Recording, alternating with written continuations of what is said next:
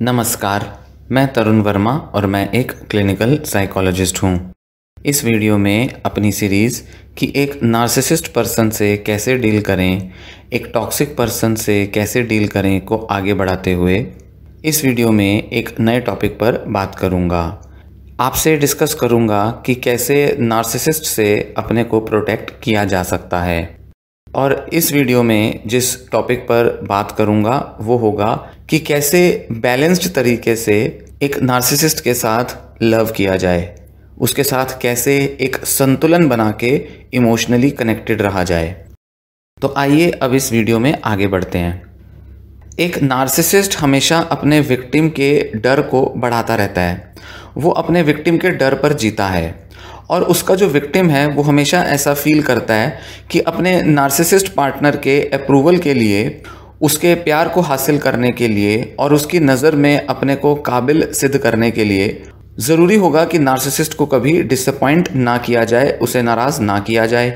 एक नार्सिसिस्ट पूरी एडवांटेज लेता है, अपने विक्टिम की जो ज़रूरतें हैं, डिज़ायर हैं, उनका पूरा फ़ायदा उठाता है, क्योंकि वो समझ जाता है कि उसका जो विक्टिम है उसके अंदर एक गहरी नीड है कि उसे प्यार दिया जाए, उसे इम्पॉर्टेंट फील कराया जाए।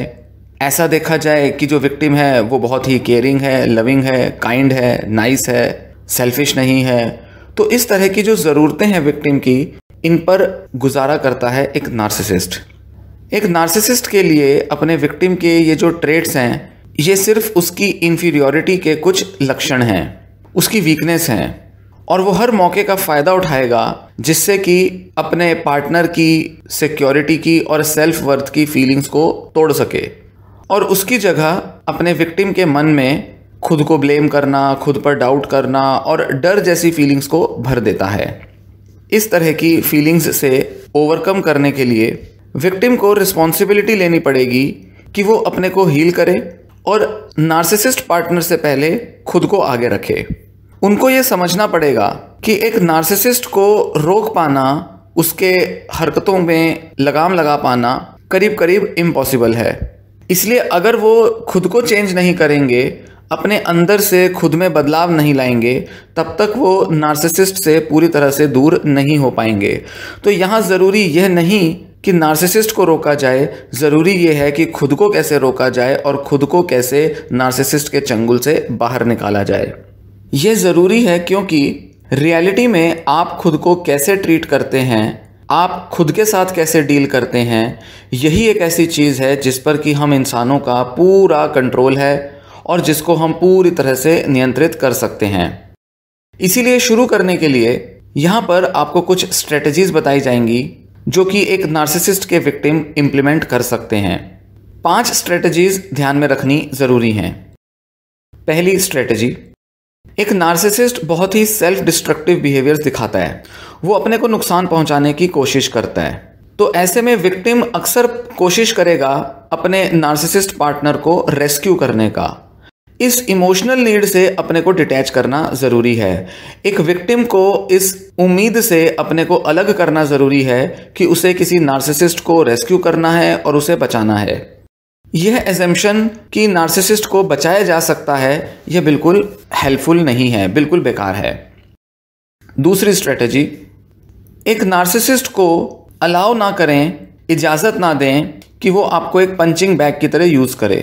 मतलब जब उसको कोई फ्रस्ट्रेशन हो, जब उसको कोई इमोशनल प्रॉब्लम हो, गुस्सा हो, तो वो आपके ऊपर अपना सारा गुस्सा निकाल दे या आपके ऊपर अपनी सारी भड़ास निकाल दे, आपको ब्लेम कर दे, आपको कुछ भी कह दे और इस उम्मीद से कि आप तो कुछ करोगे नहीं, आप तो रिएक्ट करोगे नहीं, और सब अपनी भड़ास निकाल कर हर तरह से आप पर अपना गुस्सा और ब्लेम निकाल कर वहाँ से निकल ले। इस चीज़ को रोकना है। तीसरी स्ट्रेटजी, एक नार्सिसिस्ट पर डिपेंड होने से खुद को रोकें।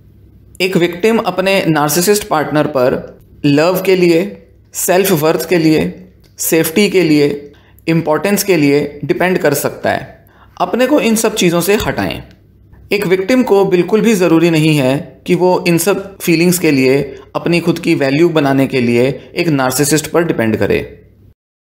चौथी स्ट्रेटजी, ध्यान रखें या ये रियलाइज़ करें कि नार्सिसिस्ट कभी भी आपकी केयर नहीं करेगा जब तक कि वो अपनी जो फॉल्स सेंस है रियलिटी की, एंटाइटलमेंट की, उसको पूरी तरह से बना ना ले। वो पहले अपना जो झूठा इंप्रेशन है, अपनी एक फॉल्स सेल्फ इमेज है, उसको बनाने की कोशिश करेगा और उसे बनाने की एफर्ट में वो आपकी केयर कर सकता है। तो देखने से लगेगा कि वो आपकी केयर कर रहा है, आपकी परवाह करता है, पर एक्चुअल में वो जो अपने मन में जो उसकी इमेज है वो उसको बनाए रखना चाहता है। वो नहीं चाहता कि किसी तरह से वो कमज़ोर पड़े आपके सामने, इसलिए वो मैनिपुलेटिव हो जाएगा। तो उसकी इस मैनिपुलेशन से, उसके इस खुद को इम्पोर्टेंट बनाने के प्रयास में, जिसमें कि वो आपके प्रति बहुत ज़्यादा हमदर्दी दिखा सकता है, उसके इस रवैये को पहचानें। 5वीं स्ट्रेटजी, इस बात को समझें कि एक नार्सिसिस्ट से वैलिडेशन लेने का मतलब है कि एक पत्थर में से पानी को निकालना।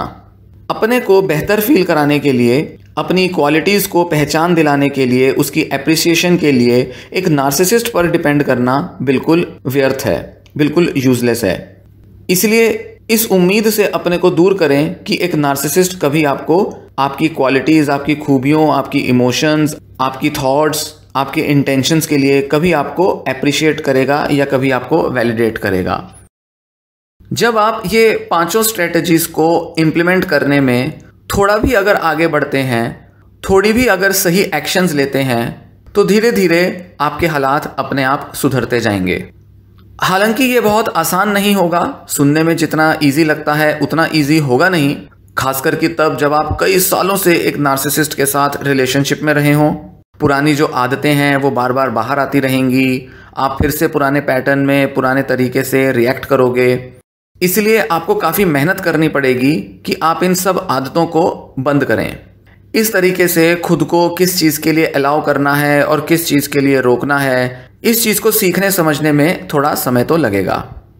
एक विक्टिम को समझना चाहिए, उसे सीखना चाहिए कि कैसे खुद को नार्सिसिस्ट से पूरी तरह से इमोशनली डिटैच किया जाए। पर यह सब करने के लिए बहुत ही लविंग वे में, बहुत ही प्यार मोहब्बत के साथ करना पड़ेगा। नार्सिसिस्ट को अटैक नहीं करना, नार्सिसिस्ट से आर्ग्यू करके, उसके सामने बहस करके, उसको गलत साबित करके आप कभी उसे जीत नहीं सकते। इसलिए आपको थोड़ा चालाकी के साथ उससे प्यार दिखाकर यह सब हासिल करना पड़ेगा। एक नार्सिसिस्ट के लेवल पर आपको गिरना नहीं है, क्योंकि इससे आप उसको बढ़ावा देंगे। यही तो वो चाहता है कि आप अपना मानसिक संतुलन खोएं, यही वो चाहता है कि आप वो करें जो वो आपसे करवाना चाहता है। तो इसलिए अगर आप उसके लेवल पर गिरेंगे तो वो आपको कंट्रोल करेगा। याद रखें कि अगर आप स्ट्रांग हैं, अगर आप अपनी सेल्फ में पूरी तरह से सेंटर्ड हैं, केंद्रित हैं, और आप कुछ ऐसा कर रहे हैं जो कि आपकी अपनी पर्सनल क्वालिटीज़ हैं, जो कि आपकी अपनी सेल्फ है, और अपने को नीचे गिरने के लिए खुद को अलाउ नहीं करते, तभी आप नार्सिसिस्ट को हारता हुआ पाएंगे। नार्सिसिस्ट चाहता है कि आप भड़कें, आप कमज़ोर पड़ें। तो इसलिए अगर आप गुस्सा करते हैं और अगर उसको इंसल्ट करने लगते हैं तो समझ लीजिए कि वो जीत गए, क्योंकि जैसे ही आप उनकी इंसल्ट करना शुरू करेंगे वैसे ही उनको मौका मिल जाएगा आपको गिल्टी ठहराने का, आपको ब्लेम करने का उनको एक नया मौका मिल जाएगा। क्योंकि कुछ ना कुछ वो करेंगे, कहेंगे, जिससे कि वो बातों को घुमाकर पलटकर आपके ऊपर जिम्मेदारी डाल देंगे आपके बिहेवियर के लिए। नार्सिसिस्ट को मज़ा आएगा जब आप उनको कोई मौका देते हो, कोई बहाना देते हो जिसमें कि आप उनसे आर्ग्यू करते हो। बहस करना, आर्ग्यू करना एक तरह से उनको मौका देना है कि वो आपको अब्यूज़ करें। अपने को पूरी तरह से नार्सिसिस्ट से डिटैच करने का मतलब है कि अब आपने अपना जो पूरा फोकस है वो अपनी ज़रूरतों, अपनी डिज़ायर्स, अपनी नीड्स पर लाया है, जो कि आप पहले नार्सिसिस्ट पर दे रहे थे। पहले आप नार्सिसिस्ट की ज़रूरतों को पूरा करने पर ध्यान देते थे, उसको बेहतर महसूस कराने पर ध्यान देते थे, पर अब आप खुद को बेहतर महसूस कराने पर जोर देंगे। इसी को कहेंगे कि आप अब खुद को नार्सिसिस्ट से डिटैच कर रहे हैं। उनको रेस्क्यू ना करें, उनको रेस्क्यू करने की बजाय अब खुद को रेस्क्यू करें, खुद का बचाव करें।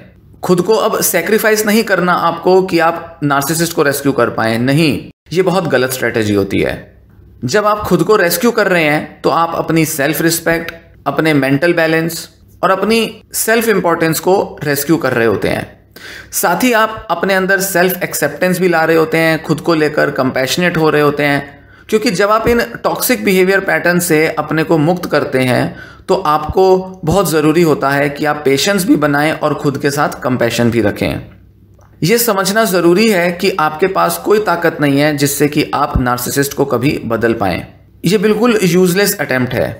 जब तक कि एक नार्सिसिस्ट खुद नहीं समझता कि उनके जो बिहेवियर हैं या उनके जो तौर तरीके हैं वो उनको फ़ायदा नहीं दे रहे हैं, उनसे कुछ फ़ायदा नहीं है, उससे रिलेशनशिप उनकी ख़राब हो रही है, तब तक वो कभी खुद को चेंज नहीं करेंगे, वो कभी नहीं बदलेंगे। और जब तक ये होगा तब तक आप कभी भी नार्सिसिस्ट के साथ सेफ नहीं हो सकते। इसलिए वो क्या कहते हैं, क्या प्रॉमिसेस करते हैं, उस पर ध्यान ना दें, उनकी ना सुने। वो बड़ा शातिर तरीके से बहला फुसला के अच्छी अच्छी बातें करके आपको अपनी बातों में भरोसा दिला सकते हैं, पर उनके एक्शंस, उनका बिहेवियर वही असलियत बताएगा कि वो कितने सीरियस हैं और कितने सीरियस नहीं हैं। उनकी सीरियसनेस अपने को बदलने की उनकी एक्शंस से दिखाई पड़ेगी, ना कि उनके वर्ड्स से।